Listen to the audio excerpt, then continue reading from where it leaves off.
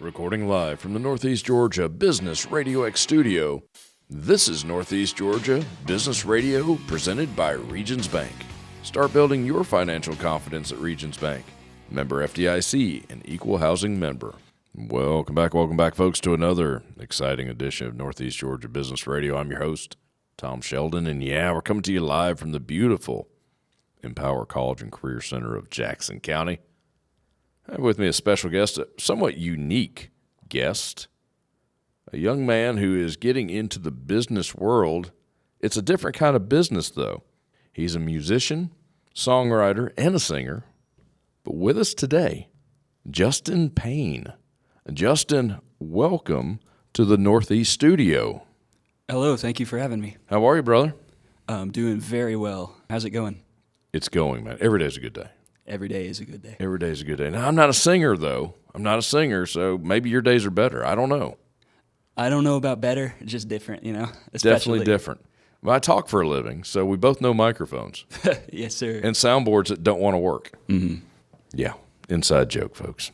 Justin, brother, you're recently out of high school, are you not? Yes, this past year I graduated from Jackson County High School. A Jackson County High School product. This is true. So Congratulations. Thank you. My freshman year of high school, I actually went before they built the new campus, and I attended in this building in what is now Empower College and Career Center. How about that? So any cold chills as you walk through the doors? You know, there's a couple like mixed memories and stuff. Mixed memories. That's good. I spent a lot of time in the band room. I didn't come through the front doors all that often, honestly, because most of my classes I would have like a random like backdoor class. Backdoor class. I had a really weird schedule my freshman year. It was the COVID year, 2022. That was a weird year. It was very different from most people's experience. All right, man, so you're a singer, you're a songwriter. I have a feeling you have had an interest in music probably all of your young life. My interest in music really started to pick up. I took piano lessons, I think, starting in third grade or something like that. That sounds about right. Music got to be something that was like really important to me around fifth grade. The first like kind of music that ever really spoke to me, 80s glam rock, the hair metal kind of stuff. There's nothing wrong with that, sir. I love all that stuff still. I have great respect. Is there a favorite band? I obviously, like, my dad's favorite was Motley Crue. Cool. Guns N' Roses he loved, but my all-time favorite back then was Def Leppard. Yes. You can stay for the remainder of the interview. Def Leppard, Poison, a very close 1 and 2. Some days it's 1, some days it's 2. I don't know. You are cool, my friend. Thank you very much. You are cool. Def Leppard was like a very early inspiration because before that fifth grade experience, my mom's car actually broke down. We couldn't listen to any of our normal radios. We had a rental car, and they played Sirius XM Channel 39, and that's the hair metal, Hair Nation. Hair channel. Nation, baby. Yeah. You're talking to an 80s child, man. I know all about that stuff. But I would listen to all that, and I knew like all the songs. I knew like all the words to them. It talked to you. And then when they bought a new truck for my mom, they got Sirius XM, so that became something that I listened to like basically for all of my life following that point. That is so cool. But that was my first experience where I thought that music was, rather than being something that was fun, it was just something that was really important to me. I got you, man. It tells a story all in its own way. Yeah. Like we do. I think that a lot of those songs are still ones that I have a lot of interest in nowadays, even though it's not something that I listen to all the time. Those songs hold a special place in my heart. Oh, and they always will. Yeah. No, they always will. The rest of your life they will. And you'll go back to them. You believe me. I've been there. Your genre, though, is not really hair metal. Current genre, I guess. Yeah, so current genre. Currently I would consider myself an emo or pop punk artist. What does emo mean? Emo was derived from, in 1985, there was a thing called Revolution Summer that happened, and all of these new punk bands started singing about their feelings. So it's punk. Yeah, it's okay. Nowadays, emo is very far away from that, but it was derived from emotive hardcore punk was the original name for that genre. You dabbled in some hard metal yourself before getting to this point. I did. So back before emo was my interest, I was very much like a heavy metal fan. When I say heavy metal, I mean artists like Avenged Sevenfold was probably the biggest one for me. That was it for you. Them and also Metallica were probably, everybody loves Metallica, you know? Yeah, like 4 generations of people love Metallica. I had the privilege to go see Metallica on a stadium tour.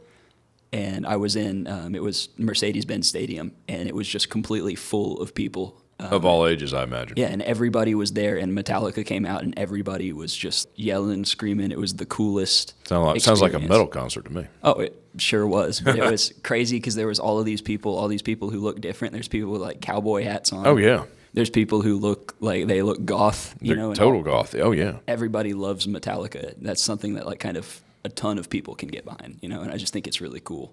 Nothing wrong with that. Mm-hmm. You have gone through the recording process. I have. Just recently, I've had the privilege to share some of my music on Spotify, Apple Music, anywhere that you can find music. It's on YouTube as well. Basically, I got to sit down with two producers. The main producer, I have a producer and co-producer who worked on the record, but the main producer is a guy whose name is Fred Mascherino. Fred Mascherino was the lead singer, or he was like the co-lead singer. They had two singers, but a band called Taking Back Sunday from like back in the early 2000s. They were a really big emo group, and they're also my favorite emo band, and they have been since before I knew him. Wow. So you're working with a mentor? Someone you looked up to and didn't know him? So Was he cool when you actually met him? Oh, yeah. That doesn't always happen. I felt like I relate to this guy because That's cool. My transition from heavy metal music to emo music was marked by like I worked on songwriting a lot more, and my songwriting style moved away from heavy metal because I liked the singing more than I did the screaming. I liked the cool chords more than cool riffs, and that just kind of transitioned into my main thing. It was a side project at first. I would go home after heavy metal band practice, and all the stuff that I wanted them to play that they didn't play, I just wrote that and did it myself. So you're writing the music and the lyrics. On my upcoming record titled Where Business Meets Casual, it is an EP. It's got 5 songs on it, but Nice. That record and the 3 singles that have come from that so far are Open Letter was the first, then Hometown Hero, and then just within the past 2 weeks, I released a song called Not My Type, and that one is also out on streaming now. But all of these songs came from the same sessions, and I wrote the lyrics for them. I sing all the vocal parts, but I also play guitar, bass, drums. I record everything in the studio myself. You're playing all the instruments. Yes. No studio band players. Yeah, no session players on my work because Session players. that was a thing that, as I say Justin Payne is a solo project in the sense that when I started writing these songs, I usually start with like the guitar and voice, and Sure. I write my guitar part and what I sing, and then I write a bass part and drum part that goes with it. Mm-hmm. But what that's come out of is just, it was more of a necessity when it started because I didn't have a band to play. It was just you, man. Me in my home studio sitting there and just hammering like for hours, just being like, oh yeah, I want to put this drum fill here and stuff. And eventually like some sort of demo or song would come out of it. And then I've taken 5 of those and I've made them into fully recorded, produced songs with the help of my producers. Nice. Now, are they local? They are actually from Pennsylvania and currently based in Pennsylvania. So they're up north. Yes, and the studio that I recorded at was also in Pennsylvania. So that was... Wow. Or when I went to the high school, I had the support of work-based learning. I had the wonderful Greg Maxwell helping me out as my work-based learning. Greg is a friend of the show. Heck of a guy. Amazing guy. His approval, and I actually worked for the recording studio and record label that Fred Mascherino owns. Really? I worked for those as one of my work-based learning segments. That is really cool. And that is how I got to go during January while school was in session. I got to go and record this record. Oh, wow. And it was a really awesome experience to be able to do that and it count for something like academic-wise. Because I feel like one of the hardest parts of like having a non-traditional career path or something like a musician is that it's hard to coexist with school. Like a lot of musicians drop out of school or to go do their music and stuff. And it's really hard to make that coexist. And I'm very, very grateful for the opportunity that I got where instead of having that, I just had a lot of people around me who supported me. You had and an made opportunity. that possible. You had an opportunity. You got to walk me through this. How old were you? 17, 18 years old? I was 18 when I recorded, but when the project started, I was 17. Okay, you turned 18. You were barely 18. Mom, Dad, I'm going to Philadelphia. How long were you in Philadelphia after your parents stood back up from falling down?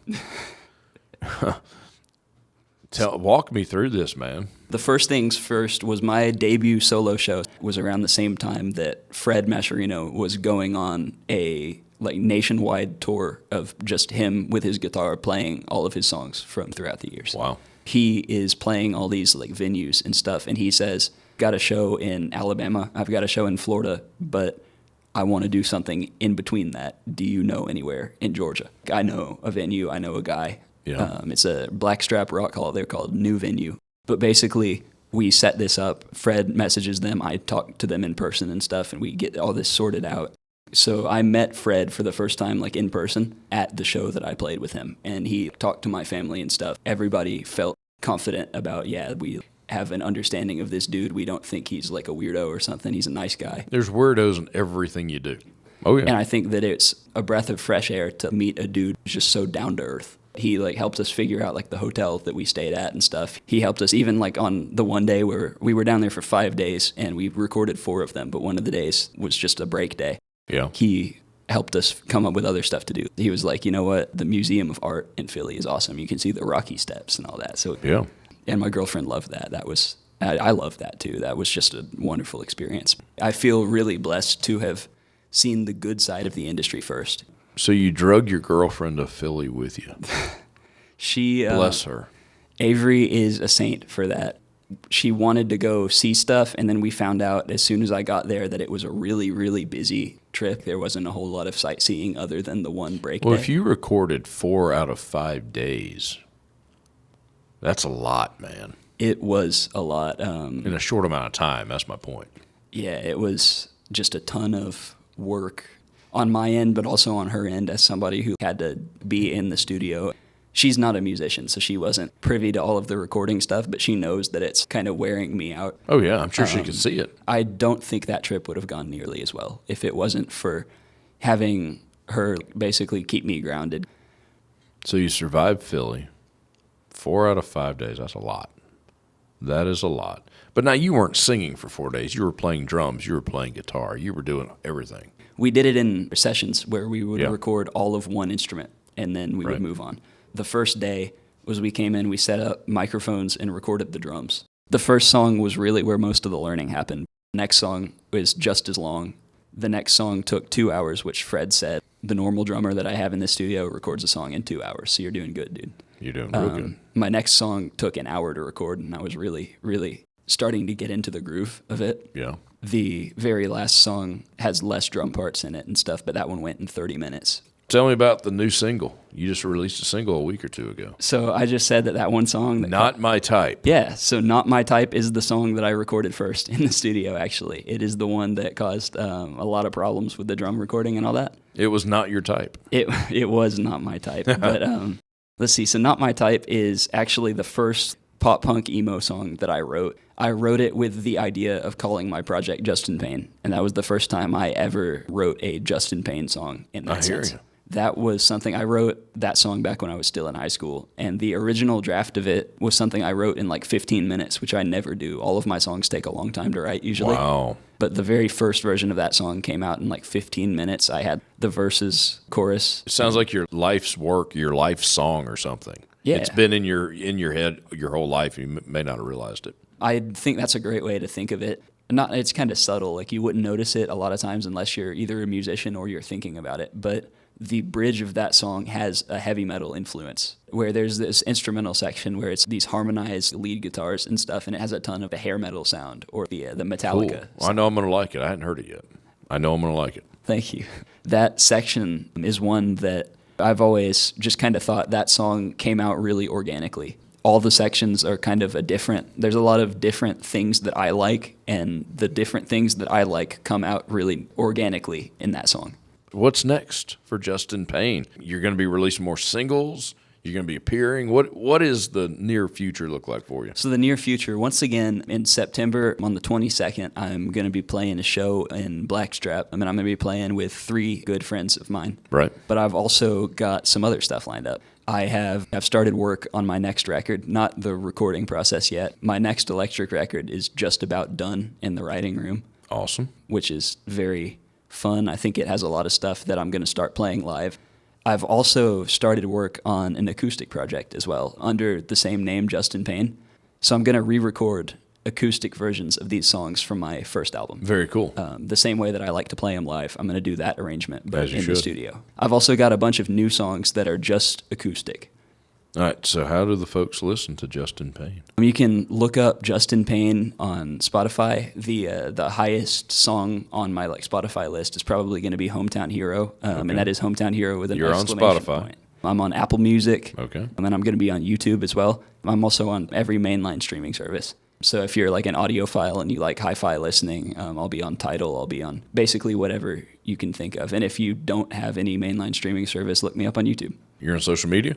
Yes. So I'm on Instagram, my main profile. If you look me up on YouTube or Instagram, or I think Facebook as well at this point, you can find me as Justin Payne Official. That is Justin Payne Official. That is my main presence. I do not have a website yet, but we were working on that. You're working on it. You got time, man.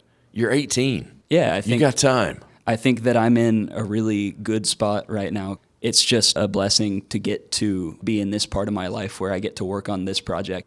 I want to own a recording studio someday. I think you should, man. It's awesome. I want to play live. I would love to cultivate a scene here in Jackson County. I think that there are enough places to play around here. People love to hear live artists. Oh, yeah. And people love that there's a market for it here, and there are people emerging to meet that market. Because of that, I'm very excited to see what will happen in Jackson County. I feel like there is potential for some sort of great music scene to emerge from here. Well, brother, thanks for coming in. Nice job, sir. They're going to play my music any second, and then I have to wrap up. You know how that is. Producers, they're horrible people. They're horrible people. Ladies and gentlemen, Justin Payne. Check him out on Spotify, YouTube, social media. Justin Payne, that's Payne with a Y. Justin Payne Official. Check Justin out, what he's doing. Young man is super, super talented. I'm Tom Sheldon. We'll talk to you soon.